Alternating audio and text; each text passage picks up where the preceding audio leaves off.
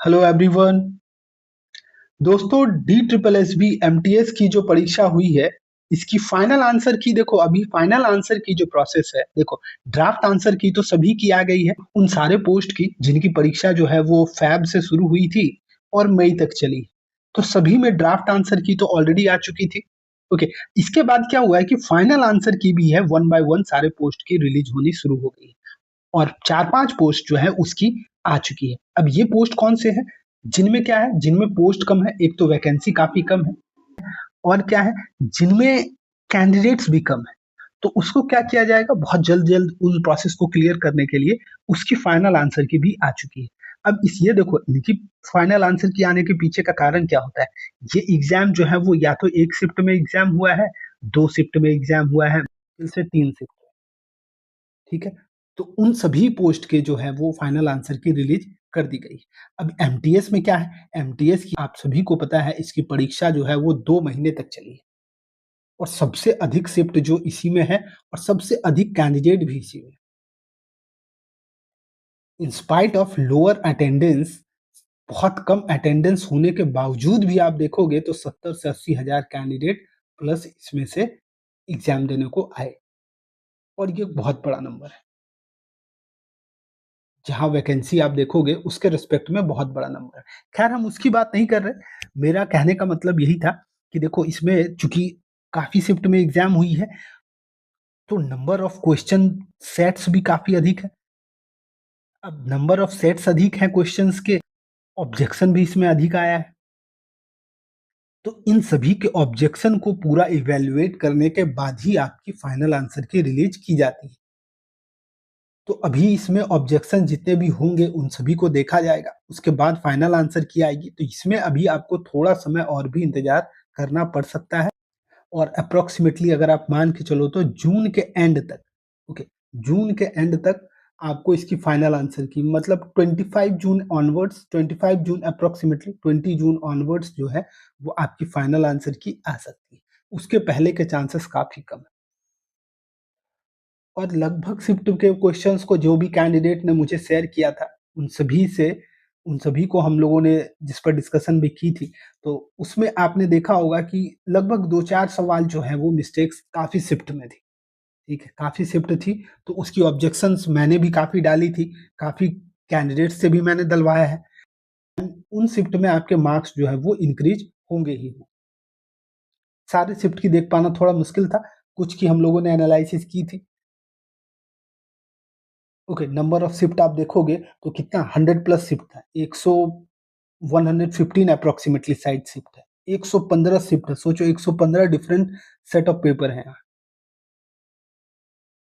तो ऑब्जेक्शन इसमें कितना होगा? तो वो भी अगर आप काउंट करोगे तो इसमें यही रीजन है। एमटीएस के काफ़ी कैंडिडेट है, बार-बार पूछ रहे हैं कि डी ट्रिपल एसबी एमटीएस की रिजल्ट आ सकती है।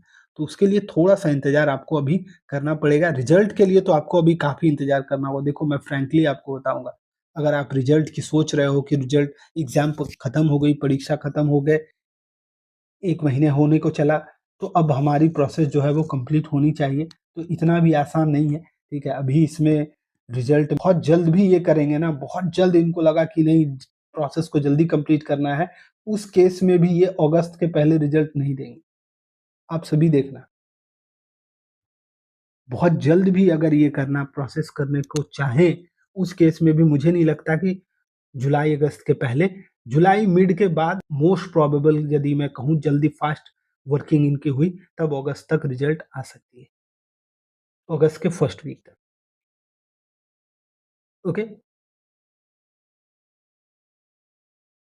और ये सब रीज़न होता है कि देखो इसमें काफ़ी कम कैपेसिटी, अब डी ट्रिपल एसबी को कैपेसिटी बिल्डिंग पर काम करना चाहिए, क्योंकि एग्ज़ाम डी ट्रिपल एसबी में देखो पूरे साल चलती है। अब इनके पास कैपेसिटी ही एक शिफ्ट में 3000 4000 कैंडिडेट की इनकी कैपेसिटी ही मुश्किल से 6000 तक जा पाते हैं।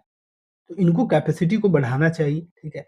एक शिफ्ट में 10-10 हज़ार प्लस कम से कम 10,000 15,000 कैंडिडेट को, उससे अधिक इनको कम से कम इसी को 6,000 को इनको बढ़ा करके 15,000 तक इनको करना होगा पर शिफ्ट, तब जाकर के जो है वो जो 2 महीने एग्ज़ाम चली वो 1 महीने कम से कम वो अंदर कुछ आएगा, ठीक है? ये जो 115 शिफ्ट है इससे कम से कम 50 शिफ्ट तो होगा।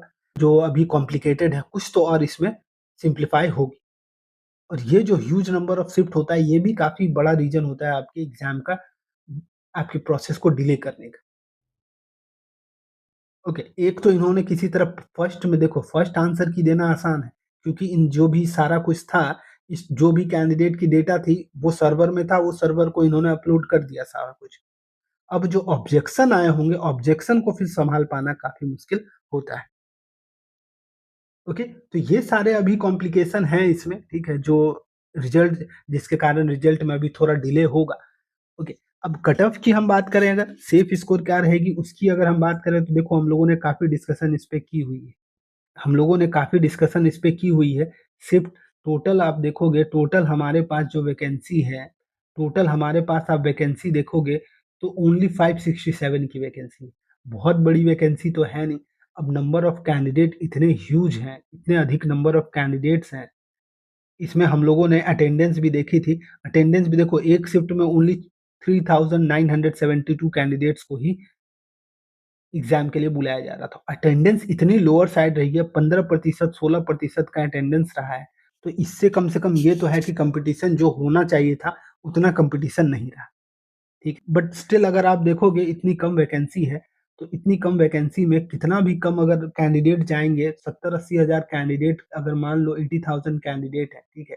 80,000 कैंडिडेट है, 80,000 में 500-600 कैंडिडेट को अगर सेलेक्ट करना है, तो मुश्किल से ये 1% कैंडिडेट इसमें सेलेक्ट होंगे, 1% से भी कम, ठीक है? 0.5 0.6% कैंडिडेट ओनली यहाँ पर सेलेक्ट किए जाएँ। अगर इतनी हाई कॉम्पिटिशन रहेगी, तो ये तो ज़ाहिर-सी बात है कि कट ऑफ जो है वो हायर ही जाएगी। इसलिए एमटीएस की मैं बात करूँ, एमटीएस में सेफ स्कोर क्या रह के आएगा? तो देखो मेरे हिसाब से नॉर्मलाइज़्ड मार्क्स की जब हम बात करेंगे, ठीक है?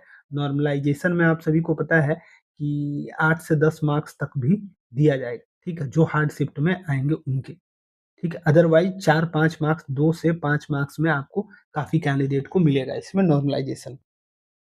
तो नॉर्मलाइज़्ड मार्क्स में अगर मैं बात करूँ, यूआर कैंडिडेट अगर कहीं भी आप 150 के नीचे हो, तो आप ये मान के चलो थोड़ा मुश्किल होगा, ठीक है? भले ही आपको ई-डॉसियर के लिए जब सिलेक्शन होगी 11-1200 कैंडिडेट की, तो वहाँ पर आपको भले ही सेलेक्ट कर लिया जाएगा, बट फाइनल जो मेरिट बनेगी उसमें थोड़ा-सा मुश्किल होगा अगर आपके 150 के नीचे है तो। ओके, क्योंकि लगातार एमटीएस की परीक्षाएँ हो रही है, एमटीएस की प्रिपरेशन में काफ़ी कैंडिडेट जो है वो काफ़ी समय से जुड़े हुए हैं। ओके, तो आई गेस ये सारे पॉइंट्स आप सभी को क्लियर हो गए होंगे, और इसमें अभी देख लेते हैं, अभी जो कैंडिडेट के रिव्यूज़ हैं उसके हिसाब से मार्क्स जो है वो 150 के प्लस हो, तभी आपके कोई चांसेस रहते हैं। तो कोई सवाल होती है आपकी तो आप कमेंट में पूछ सकते हो। इस पर कुछ और अपडेट आएगी तो मैं आपको आगे क्लियर कर दूँगा। ठीक, ये सारे क्वेश्चंस जो हैं आप सभी के रेगुलर पूछे जा रहे थे कि कब फाइनल आंसर की आएगी और कब तक इसमें रिजल्ट जो है वो अनाउंस हो सकती है। तो उन सभी क्वेश्चन को मैंने आप सभी के आंसर एक बार में ही कर दिया, जितने भी क्वेश्चन्स आप सभी के कमेंट में थे। ओके? कोई सवाल रहते हैं तो आप कमेंट में पूछ सकते हो। चैनल को ज़रूर सब्सक्राइब करके रखना, इसमें आगे फर्दर जो भी अपडेट्स आएगी उसकी हम डिस्कशन करेंगे। ओके?